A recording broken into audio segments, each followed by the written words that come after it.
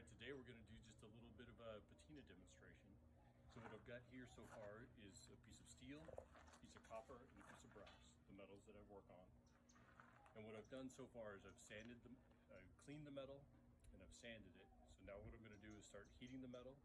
It gets to about 200 degrees, and that's when I start adding the acids to it.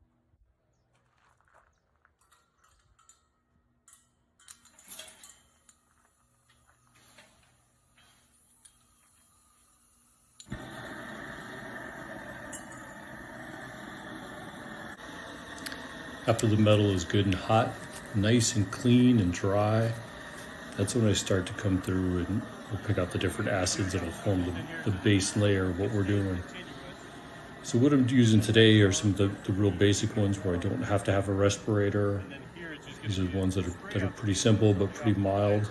So what you're going to see is I start to apply those on there. The reaction of the metal with the heat, it starts to react almost immediately.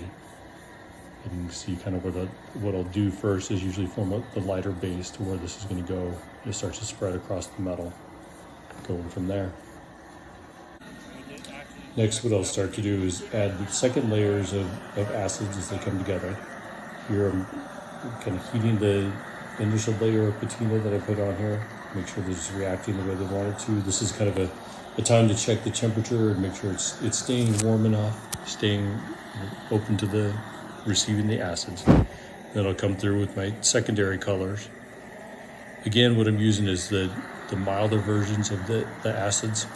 So it's pretty clean. You don't have to worry about breathing in. This is not something that's terribly toxic. Very effective. So now what I'm going to do is do the grounding layer. So here I'll use some of the more earthy looking colors to kind of seed it into the ground, kind of create that feeling of nature. A lot of what I would do in a painting is that same type of thing. But this here, I'm just using acid to create that effect and give me some of those warm, earthy tones at this point. Here again, I've been keeping the metal very hot, so you can see it's kind of reacting and steaming a little bit as it's going on. All right, so that's the beginning of the process. This is kind of the building blocks of where things are going to go. Now I've got this nice, beautiful settings for then to go forwards and paint on. This will cure for about 24 hours, and another 48 hours after that I can seal it, and then it's ready to paint.